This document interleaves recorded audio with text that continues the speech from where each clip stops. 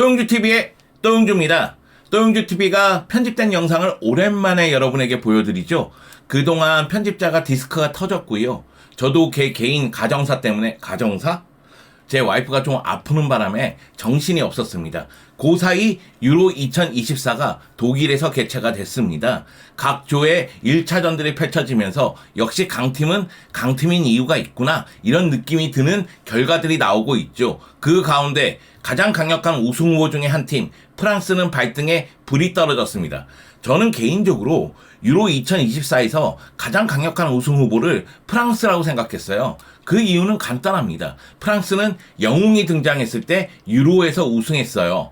미셸 플라티니가 있을 때 유로 1984에서 우승했고 지네딘 지단이 있을 때 유로 2000에서 우승을 했습니다. 그리고 지금 이 순간 음바페와 그리즈만이 있기 때문에 유로 2024에서 가장 강력한 우승 후보가 아니겠느냐. 물론 프랑스가 지난 유로 2020에서 16강에서 스위스를 만나서 3대1로 승리를 거두는 그 상황에서 3대3이 되면서 결국 승부차기에서 무너졌던 경험은 있습니다. 하지만 프랑스는 최근 4차례 메이저 대회 중 3차례나 결승에 진출을 했습니다. 2018 러시아 월드컵에서는 우승을 차지했고요. 유로 2016에서는 준우승, 그리고 지난 카타르 월드컵에서도 준우승을 차지했죠. 그렇기 때문에 프랑스는 메이저 대회에서 강인한 모습을 이번에도 보여줄 가능성이 크다는 생각이 있었습니다. 프랑스는 유로 2024에서 네덜란드, 오스트리아, 폴란드와 함께 D조에 속해 있습니다. 솔직히 쉬운 조는 아니죠. 하지만은 각 조의 1위와 2위 그리고 3위 중에서 상위 4개 팀이 16강에 진출한다는 사실을 고려했을 때 프랑스가 16강에 진출할 가능성은 매우 농후하다.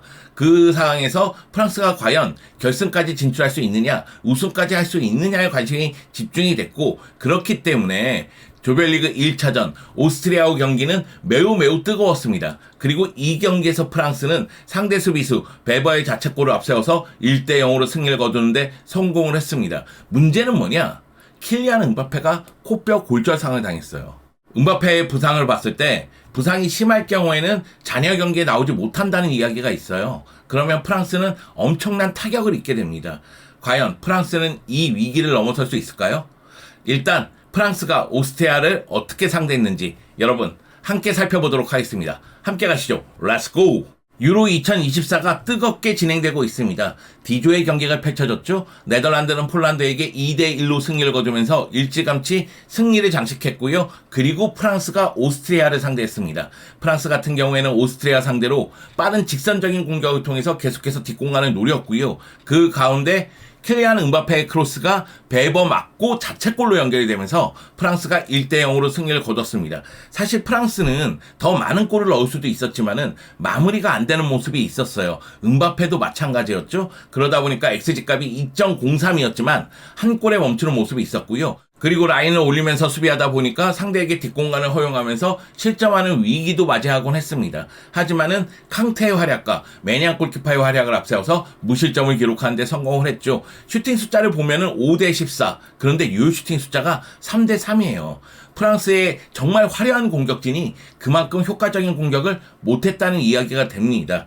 음바페도 결정적인 1대1 찬스를 놓치는 모습이 있었죠. 결국 음바페가 코뼈 골절상을 당하긴 했는데 일단 음바페의 활약이 있었기 때문에 프랑스는 오스트리아를 잡았다고 보면 되겠습니다. 왜냐하면 음바페가 최전방에서 좌우로 빠져나가면서 공격을 지휘하는 모습이 있었고 오른쪽으로 빠져서 크로스 올린 것이 베버 맞고 자책골로 연결됐기 때문에 음바페의 활약이 매우 중요했다고 볼 수가 있겠죠. 그렇기 때문에 음바페의 부상은 더욱더 뼈저리게 아프게 느껴집니다. 자, 그러면 데시안 감독, 프랑스는 어떻게 오스트리아를 상대했는지 알아보도록 하겠습니다.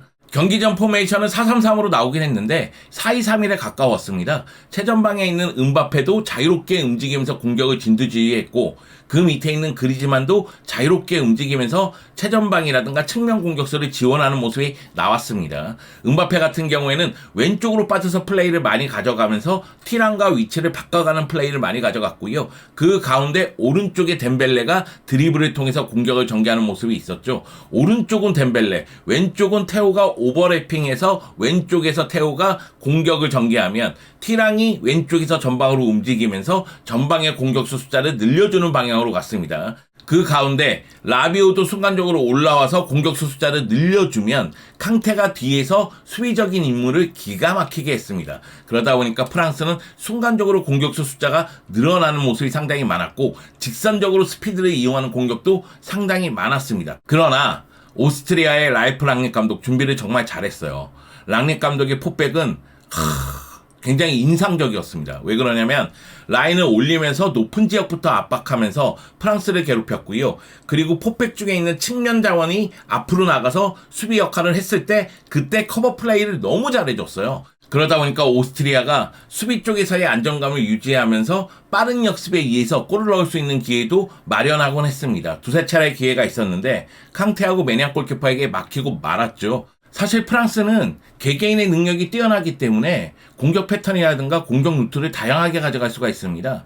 선발 라인업도 대단하지만 후반전에 콜로무안이라든가 올리비에 지르를 투입했을 때는 또 다른 패턴이 나타났거든요. 그렇기 때문에 선수 개개인의 능력을 최대한 이용하는 것이 중요하고 그리고 선수들을 한 팀으로 묶는 게 중요합니다. 근데 이 경기에서는 음바페라든가 덴벨레라든가 그리즈만의 개개인의 능력은 눈에 들어왔지만 한 팀으로서 조직력을 보여줬다고 보긴 좀 어려워요. 호흡이 아직까지는 공격수들끼리 잘 맞지 않는다 이런 느낌이 좀 들었거든요. 그런 측면에서 저는 그리즈만의 활약이 매우 중요하다고 생각을 합니다. 그리즈만이 이 경기에서는 부진했다고 저는 생각을 하거든요. 그리즈만이 경기에 미치는 영향력이 더 높아져야지만 공격수들의 호흡이 맞아떨어지고 그러면서 프랑스의 공격은 더욱더 파괴력을 발휘할 수가 있다는 거죠. 그럼에도 다시 한번 말씀드립니다. 음바페의 부상은 프랑스에게는 큰 타격입니다. 자, 그러면 경기 끝나고 데샹 감독은 어떤 이야기를 했을까요? 승리로 시작하는 것은 매우 좋은 일이다. 좋은 습관이니 지켜야 한다. 일단 승리했다는데 의미를 두는 거죠. 분명히 우리는 재능과 자질을 갖추고 있지만 공이 없을 때도 견고함이 필요하다. 볼이 없을 때의 움직임이 부족했다는 것이고 그리고 수비할 때 뒷공간을 허용한 부분 두세 차례 정도 뒷공간이 뚫렸잖아요. 감독 입장에서는 기분 좋은 일이 아니죠. 모두가 그것을 알고 있고 잘 실행했다. 하지만 공격 부분에서 더 정확했어야 했다. 공격 부분에 대한 아쉬움을 이야기합니다. 왜 그러냐면 유효 슈팅이 3개밖에 안 됐기 때문에 공격 전개가 그렇게 많았음에도 불구하고 골로 연결할 수 있는 슈팅이 부족했기 때문에 한 골에 멈췄다는 것. 그 부분도 아쉬움을 토로했습니다. 그리고 가장 큰 아쉬움은 음바페의 부상이죠. 음바페의 부상은 가장 짜증나는 일이라고 이야기를 했습니다. 이 경기 돌아보면 은골로 캉테의 활약이 너무나 좋았어요. 캉테가 돌아왔습니다. 은골로 캉테가 90분 출전해서 패스 성공률은 87%지만 수비적인 임무를 많이 했기 때문에 87%도 저는 낮다고 보지는 않습니다. 그리고 키패스를 2번이나 했거든요. 태클을 2번이나 성공시켰고 리커버리를 6회나 했습니다. 걷어내기 1회, 가로채기 2회. 캉테가 너무나 수비적으로 임무를 잘해주다 보니까 라비오마저 공격적으로 나갈 수가 있었고 그리고 그리즈만이 자유롭게 움직일 수가 있게 됐잖아요. 그러면서 프랑스 대표팀은 앞쪽에서 호흡만 더 맞아떨어진다면 충분히 파괴력을 높일 수 있다는 생각이 들었습니다. 캉테가 2022년 6월 3일 이후 대표팀 공식 경기에 복귀했는데요. 유로 예선에서는 기회를 많이 잡지는 못했어요. 하지만 본선 1차전에서 엄청난 활약을 하면서 공식 MVP를 선정이 됐거든요. 그렇기 때문에 앞으로도 은골로 캉테의 활약은 눈여겨봐야 된다. 이런 말씀을 드리고 싶습니다. 은골로 캉테가 대표팀에서 골을 많이 넣는 유형은 아니지만 굳은 일을 너무나 잘해주는 선수니까요. 그리고 저 위치에서 수비적인 임무를 너무나 잘해주고 그리고 무게중심이 낮은 가운데 끊임없이 뛰고 압박하고 볼을 탈취하고 연결해주기 때문에 캉테의 활약은 눈여겨봐야 되는 거죠. 그러면 음바페 이야기를 해야 되겠죠. 이 경기에서의 음바페의 활약은 뭐라고 해야 될까요? 89분 출전했는데 못한 게 아니에요. 음바페는 여전히 좌우로 빠지면서 빠르게 공격을 전개했고 위력적인 슈팅을 시도했습니다. 근데 유효 슈팅이 하나밖에 안 돼. 그리고 결정적인 기회를 놓치는 모습도 있었어요. 그러니까 음바페의 이름값에 비해서는 뭔가 아쉽다 이런 느낌이 들었던 활약이 아닌가. 근데 다시 돌아보면 이 경기에서 터진 그 한 골, 베버의 자책골은 음바페가 만들어낸 겁니다.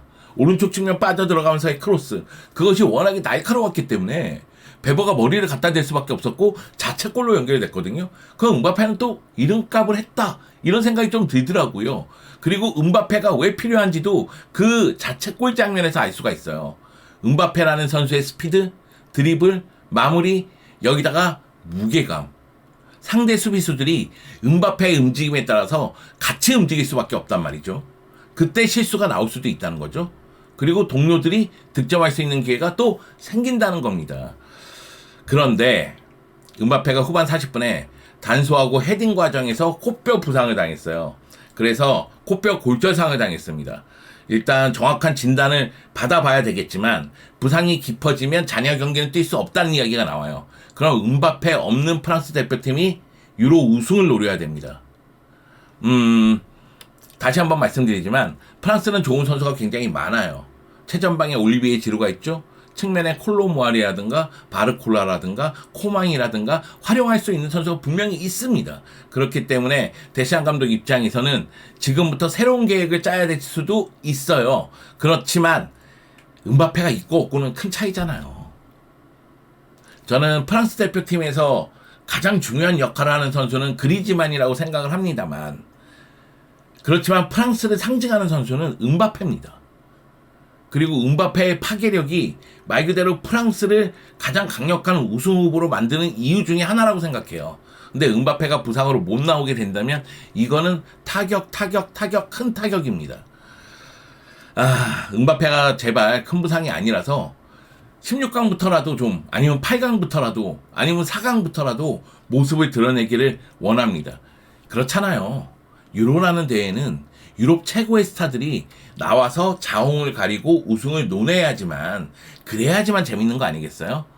그래서 음바페의 부상이 크지 않기를 바라겠습니다. 프랑스가 16강에 진출할 가능성은 매우 농후합니다. D조 순위를 보면은 1승씩을 챙긴 네덜란드 1위, 프랑스 2위에 위치하고 있고요. 1패씩을 기록한 폴란드가 3위, 4위가 오스트리아입니다. 그리고 2차전은 폴란드, 오스트리아, 네덜란드, 프랑스 경기로 펼쳐지죠. 네덜란드, 프랑스전이야말로 D조 1위 자리를 놓고 경쟁한다고 보면 되겠습니다. 프랑스는 네덜란드하고 대결을 펼친 다음에 폴란드와 대결을 펼치게 되어 있습니다. 사실 프랑스가 이미 1승을 챙겼기 때문에 제가 보기에는 16강에 진출할 가능성은 매우 농후하고요. 문제는 16강 이후부터 펼쳐지는 거죠. 지난 유로 2020에서도 16강에서 탈락을 했기 때문에 사실 16강부터는 외나오다리 대결이잖아요. 그렇기 때문에 매우 중요한데 음바페가 어느 순간 돌아오느냐, 그것이 매우 중요하고요. 만약 음바페가 돌아오지 못한다면 플랜 B를 제대로 가동해야 될 것으로 보입니다. 지금 상황은 올리비에 지루와 콜로무아니의 활약이 매우 중요해졌습니다. 특히 올리비에 지루가 최전방에서 베테랑 스트라이커의 품격을 좀 보여줘야 되지 않을까라는 생각이 듭니다. 프랑스 입장에서는 조별리그 1차전부터 가장 강력한 무기인 음바페의 부상, 그러면서 지금은 악재가 생겼는데요. 프랑스는 여전히 좋은 선수들이 있기 때문에 프랑스가 이 악재를 극복하고 결승까지 갈 수 있을지, 아니면 우승을 할 수 있을지 한번 지켜보는 재미가 있지 않을까 생각을 합니다. 자, 오늘 유로 2024 첫 이야기를 했는데요. 유로 2024 기간 동안 유로 2024 경기들에 대해서 이런 얘기 저런 얘기 앞으로 많이 하도록 하겠습니다. 여러분 기대해 주세요. 감사합니다.